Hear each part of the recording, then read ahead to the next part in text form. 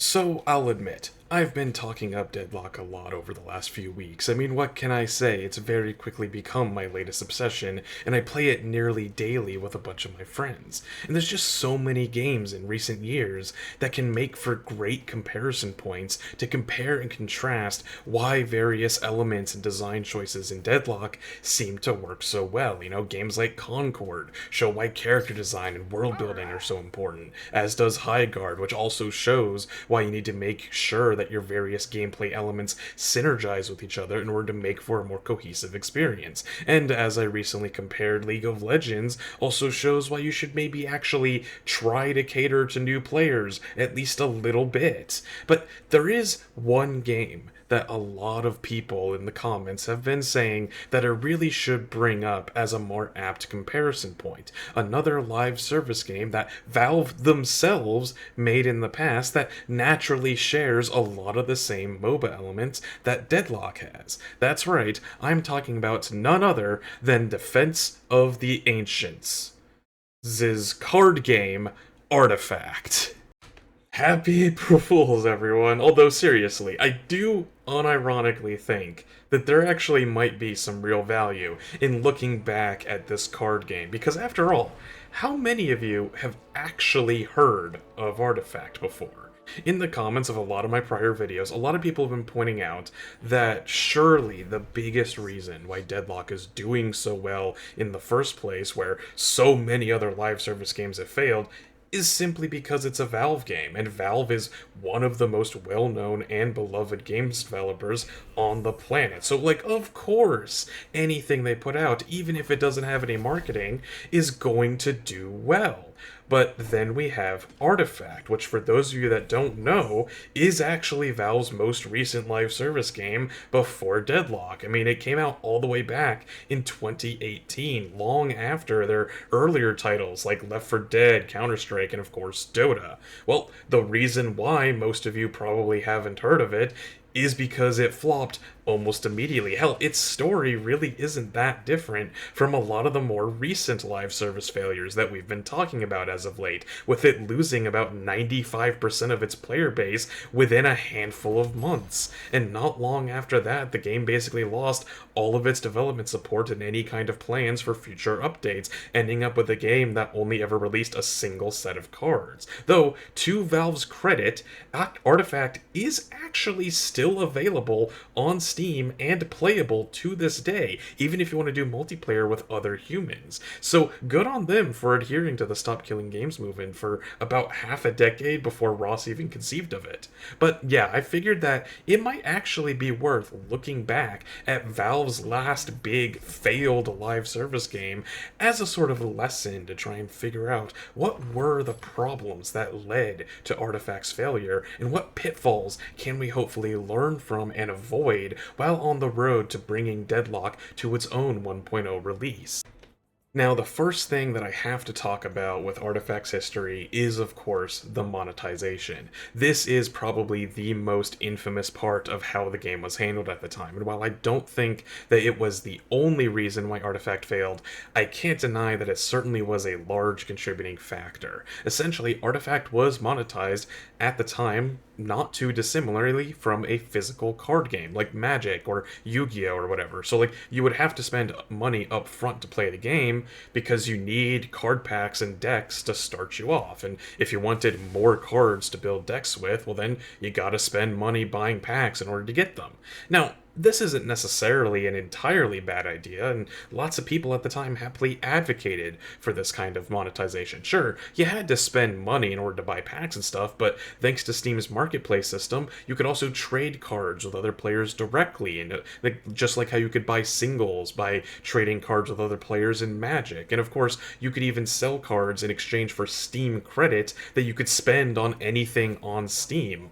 In theory, you could make money off of this system and then use that money to buy Steam games. And like, if you're really good at drafting, this could be incredibly profitable. But once again, this is yet another example of a live service game that was actively ignoring the context of the market that it was launching into. Just like how Concord was a hero shooter launching into a world where its direct competitors, Overwatch and Marvel Rivals, were both free-to-play games, and Concord was being sold for $40.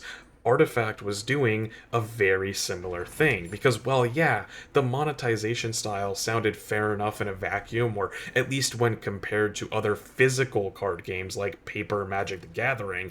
The fact of the matter was that this was a world where other digital card games of the time, like Magic Arena and Hearthstone, and eventually Legends of Runeterra, they were not only all free to play just to get into the game, but also had systems in place to allow players to earn new cards entirely for free just by playing the game regularly. Obviously, these games still allow you to pay real money to get cards more quickly, but that was what I loved about games like Legends of Runeterra. It actually felt like you could build a sizable collection without having to drop tons of money like I would if I was playing physical Paper Magic or in turn Artifact. Being able to earn cards for gameplay not only feels generous, but it also gives people a reason to keep playing the game, which helps keeps the player counts up and active, and in turn makes for an overall healthier community.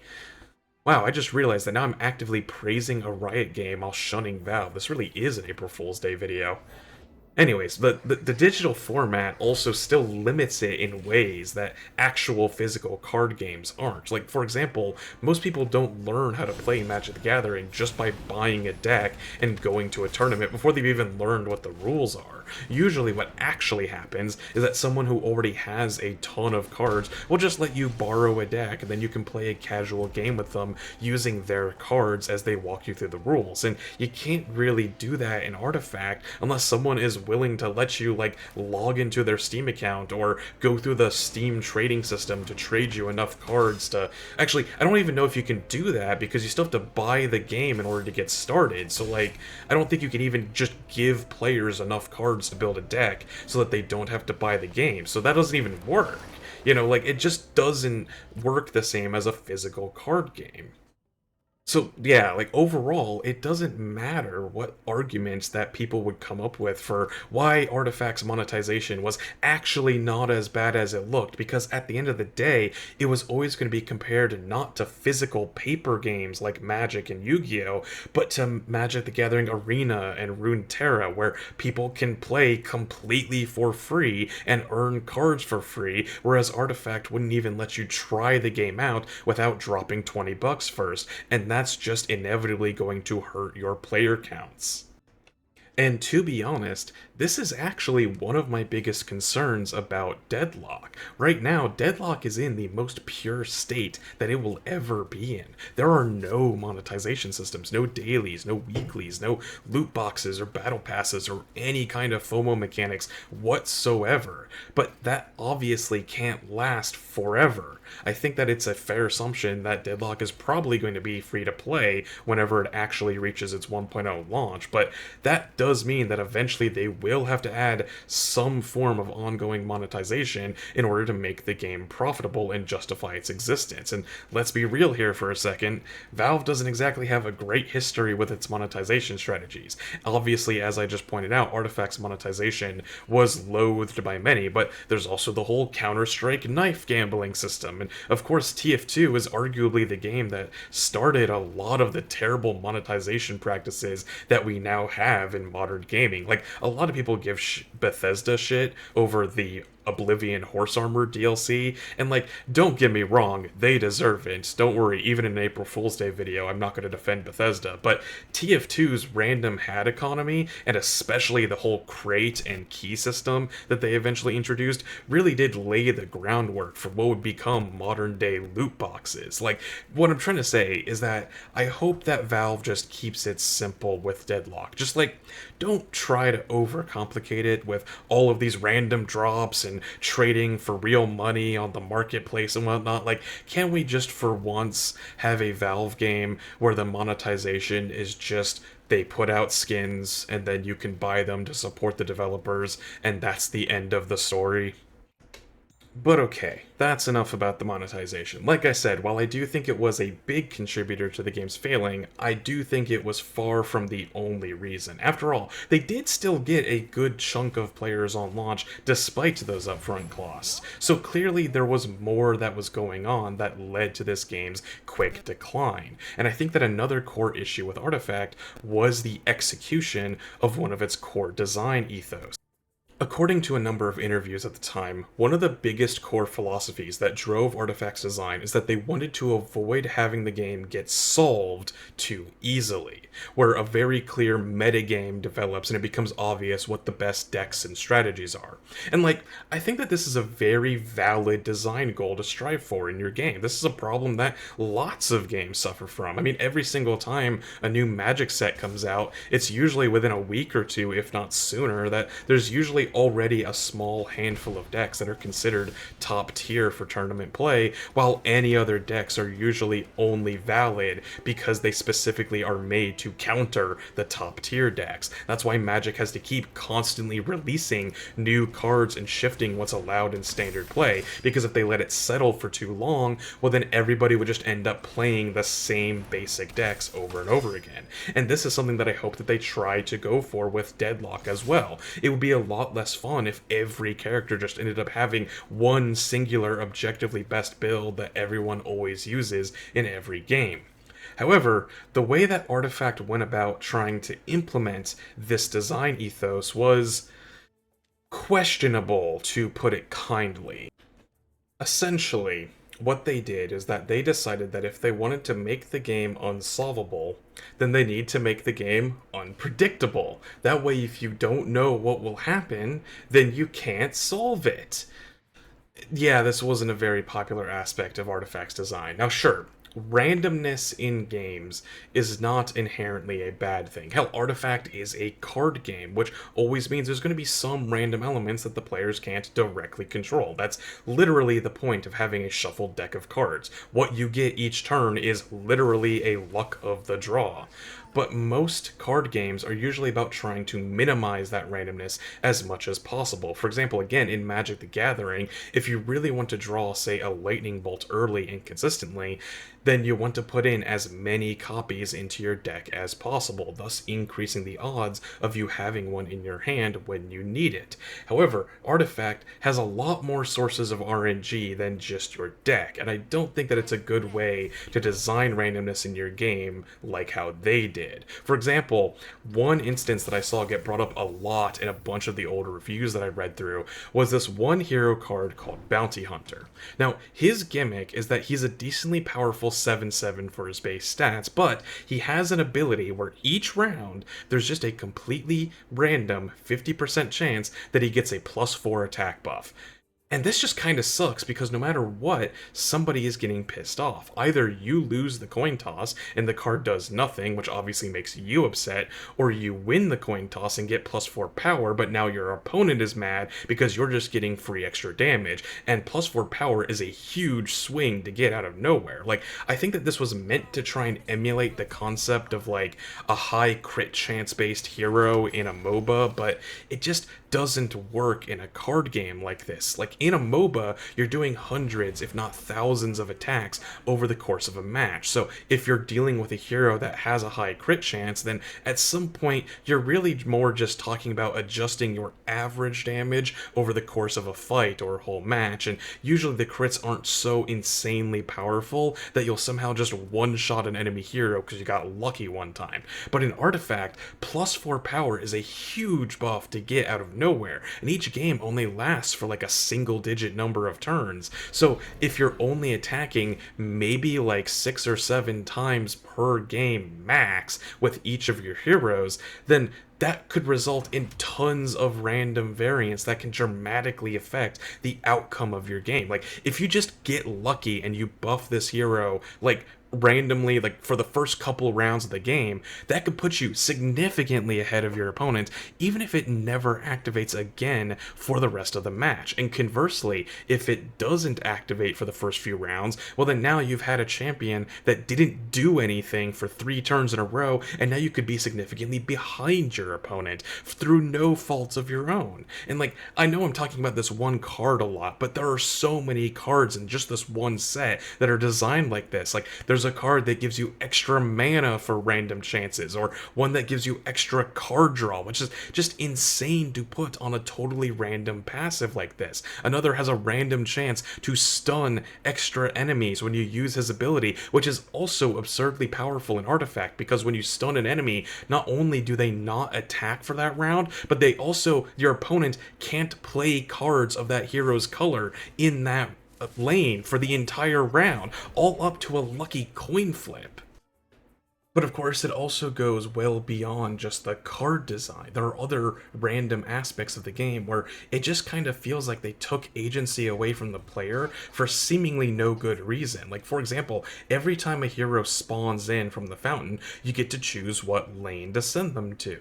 But you can't actually control where they end up in that lane. So maybe you want to place them directly opposite to the opponent's champion to challenge them, or maybe you wanted them far away from the other champions to try and sneak by them to attack their tower. Well, too bad, because Artifact has decided where your champion is going to end up and you can't do anything about it. Hell, even at the very start of the game, it's like this. Like, when I was doing the tutorial, I was surprised that they were already putting out a bunch of hero cards in play, and I legitimately thought that it was just because the tutorial was starting things off in media res to help speed things along, to help teach me new mechanics. Little did I know that the reason for this was because you literally just start with 3 of your champions in play, but you don't get to actually control what lanes they start in, or what positions they're at within their lanes, or how many creeps you get to fight alongside each of those champions, or where the creeps are positioned next to the champions. Like, even just basic combat strategy is left up to random chance. Your units don't just attack what's directly in front of them. There's random chances that sometimes they'll just decide to veer off to the left or right. Sometimes you'll place a card down in an uncontested spot so that you can try to attack your opponent's tower directly, but the game just decides that nope, you're actually attacking to the side that turn instead. It's just mind-bogglingly frustrating that they would design the game this way. And like, yeah, I'll admit, there might be some nuance to how these random elements work that I'm not understanding in my small amount of experience with Artifact. Like, I do know that there are cards with the taunt ability that lets you change what direction your opponents are attacking in and stuff like that, but the fact that you need to compensate for this excessive randomness in the first place kind of makes the game feel bad to play, at least in my opinion. Though I guess that yelling at someone to stop goofing off and just attack a tower is an accurate simulation of the MOBA experience. But seriously, if there are better ways to manipulate these random elements of the game, then Artifact should have been more clear and upfront about what those strategies were during the tutorial. Hell, it almost feels like the game contradicts itself because of these mechanics. One of the first things the tutorial has you do is place down a unit in an uncontested spot so that it can attack the enemy tower directly. But in an actual game, that just might not happen sometimes. But, okay, before I venture too much further off topic, the point of this tangent is that the methods that they went about trying to execute on this unsolvable game design philosophy ended up being a lot less popular for most of the player base. Like, they could have still incorporated random elements into their design, but they have to think about how to do so in a way that's less frustrating while still encouraging improvisation to their circumstance. And I think that the problem that they had is that so many of these random outcomes would often just have objectively better outcomes, because that's really the issue with so many of these design choices. Like, it is obviously objectively stronger for a card to just have a +4 power buff or to give you extra mana, when the alternative is that the ability just doesn't activate and nothing happens. So perhaps a better way that they could have designed these cards with random abilities would be to make it so that there's always something happening. So like with Bounty Hunter, for example, instead of the two options being +4 attack and literally nothing, what if instead it was like +2 attack or +2 armor? Or something like that. That way the card is always getting one of those two buffs, but you still don't know which one it's going to be each turn, so there's still that level of improvisation that you need to work around. Similarly with this other hero that could just randomly give you extra cards, instead of all or nothing, what if it was more like, once per turn, you get an extra card when you trigger it for the first time, but it is randomly pulled from, say, one of 4 different cards that are roughly equivalent in power, so that you always are getting a card when you trigger that ability, but you still don't know which card you're going to get. So again, you kind of got to improvise and work around what you're doing. Like, at the very least, I feel like this style of design would have been less frustrating than the original systems that they had in play. And to tie this back into Deadlock, I do think we have already seen some signs that Valve has learned from these design decisions. Like, for example, I think that this is why Street Brawl works so well, despite all of the chaos and randomness that game mode entails. Like, the premise of Street Brawl in the first place is that you cannot control what items are available to you in each round, but I feel like there's a lot more player agency in Deadlock's item roulette than there is in a lot of artifacts mechanics. Like, each round you're given 3 items to choose from at a time, and you get a free reroll, which means that you have a total pool of 12 items to choose from in order to get just 3 per round, which gives the player a ton of wiggle room to try and craft a build that makes sense for whatever character they're playing. Plus, the investment system that I've talked about before means that even if you're getting items that don't work as well on your character, you can at least still focus on buffing your base gun, spirit, or health stats so that you'll at least be boosting whatever is relevant to your current character. But no matter what, you can't rely on getting any one specific item in the game, so there's still always going to be that level of improvisation that you need to work around in every single match. And as for the main game mode, they are trying to make a big part of the game focused less around making a specific build that you use every time, and more about, counterplaying and getting items to counter specific heroes that are unique to every match, which can involve a lot of circumstantial decision making that I think will make the game harder to fully solve. Like, not only do you have the main items that you're trying to build for to make your character better, but you need to consider what kinds of enemies that you're fighting and figure out what sort of defenses you might need to not be killed by them so quickly, and you might need to buy counter items, but you can't counter every single enemy in the game. There's just not enough souls in the budget to do so. So you need to consider, like, who's ahead, who's the biggest threat, who am I going to be fighting more often, and then adjust your strategies on the fly to fit that circumstance. Not to mention that there's always the alternate objectives to go for, like the soul urn and the rejuvenator, and possibly more that they might add in the future that can add all other options for strategies to consider throughout the game. And I do believe that as time progresses, especially as you talk about the higher ranks, like, there might eventually be a more strict meta that forms, but I do think that Deadlock being designed to always have that element of improvisation should help keep the game a bit more varied than some of these other games that have solved metagames, as long as they're able to maintain this level of counterplay and keep its importance very high in how the game functions. But of course, just like with the monetization, this is just something that I guess we're going to have to wait and see what the final version of it is like when the game finally comes out.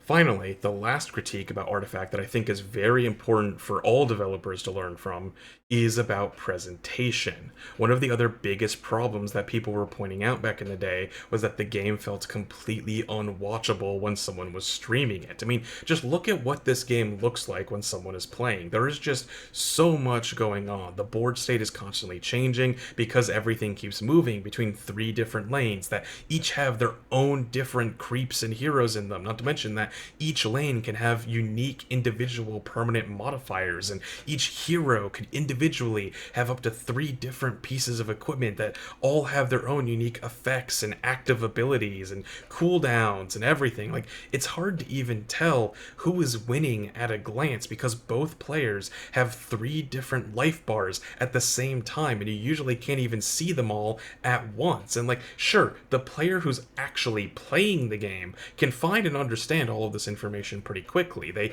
have control over the game. They can switch their view to other lanes or even zoom out to see all 3 lanes at once at any time if they need a refresher. But as a viewer, if I'm just watching them on Twitch or YouTube or whatever, I can't zoom out and look at the full board state. So just trying to figure out what's going on or who's ahead can be an exercise in futility. Plus, I would argue that a lot of the random elements that I was talking about earlier only make this problem worse. You know, someone might tune into a match, see that your monster is uncontested in a lane that has 1 health left on the tower, and then be confused as to why they're attacking sideways to hit another enemy monster instead of attacking the tower to win the lane. And, like, all that you can really say to explain it is that you got unlucky, you know? Not to mention that there are also, like, counterintuitive strategies that probably don't make sense to a viewer or even a new player. You know, like, for example, it's actually pretty easy to encounter a scenario where avoiding killing your enemy's heroes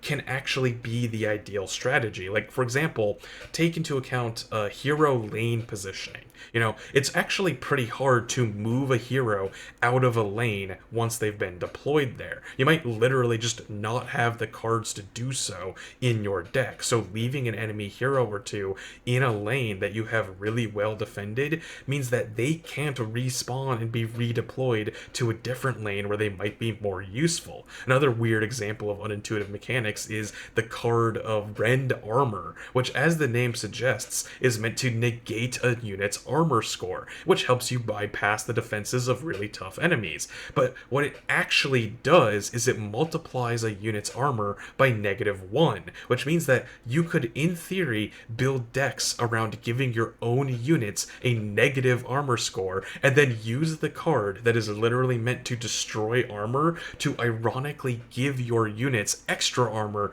instead. Like, I'll be perfectly honest, that doesn't even feel like an intended mechanic, and then trying to understand these strange and unintuitive interactions as a new player or just a viewer on Twitch or whatever, that it's just insane. Like, all in all, it's just a very hard to watch game. Streamers have to keep constantly re-explaining mechanics to new viewers who are unable to parse the UI and understand what's going on, and even then, it just couldn't get people to stick around, and it very quickly lost viewers even faster than it was losing players.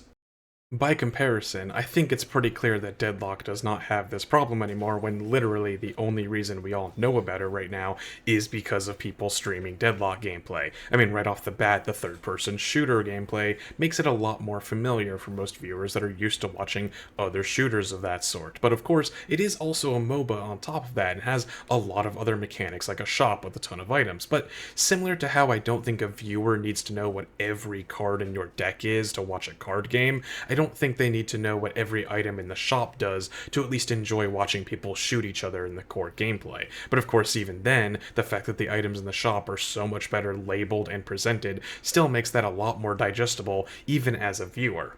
Now, Deadlock does have a ton going on in every match, again, just like Artifact, but I think it is still presented in a much easier way to watch as somebody who's just tuning into a stream or whatever. Like, for one, the UI is far more informative and helps convey a lot of critical information in a way that's much more immediately obvious. Like, for example, say when someone joins a stream of Deadlock mid-game and they want to try and figure out who is winning, you know, well, you can just look right at the middle of the top UI and see which team is ahead in souls, and that's probably going to give you a big clue as to who the winning team currently is. And if you want more details, well, you can also see if any of the players on either team are doing particularly well or poorly on souls, or what all of their health values are at, or how many of them are on fire, or how many of them are dead right now, you know? And the minimap also helps with this a lot too, because as I've talked about in my previous video, the zip lines help show which team is controlling what lanes and how far each of them are pushed and how many towers are still alive. Like, you can just see a lot about the overall game state at a fairly quick glance from virtually any screenshot of the game. game, which is both a sign of good UI design, but also just makes the game a lot easier to watch and understand and enjoy as a viewer.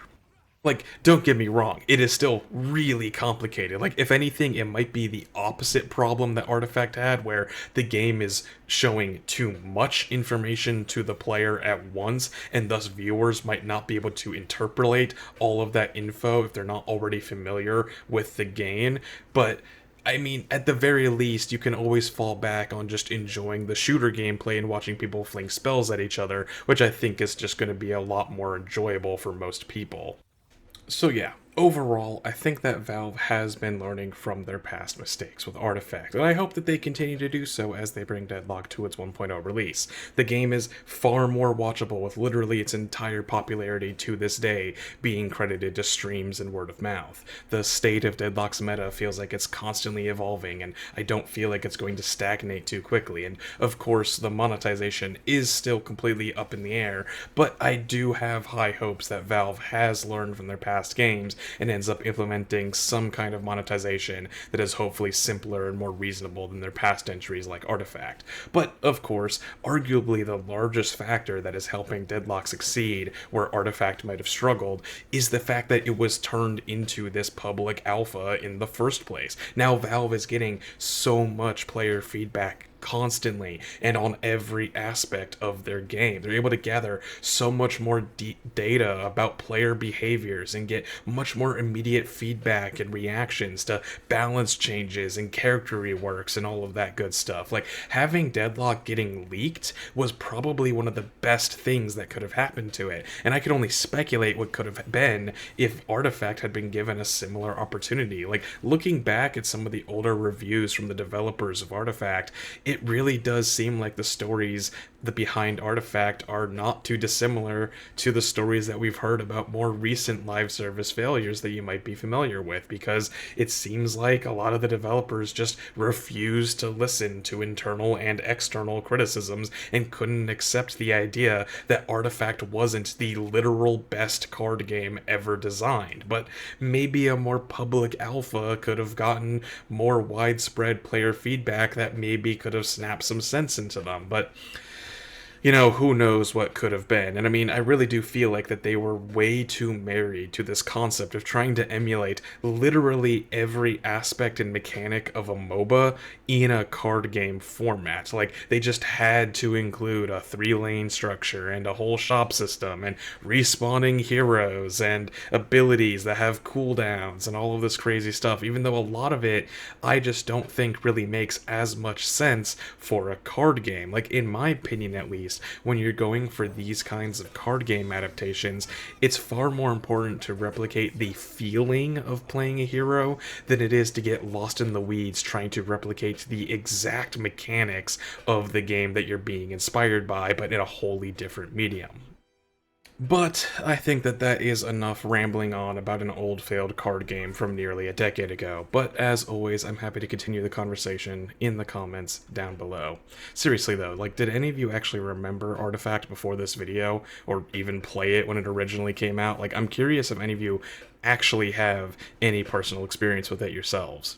And also, don't worry, I mean, I'll probably make an actual video comparing Deadlock and Dota 2 at some point more directly in the coming weeks. But for now, if you like the video, make sure to hit that likes button and subscribe if you want to watch more content like this in the future. If you want to support the channel more directly, there's a link to my Ko-Fi in the description down below. Thank you all for watching, and I hope to see you all in the next one.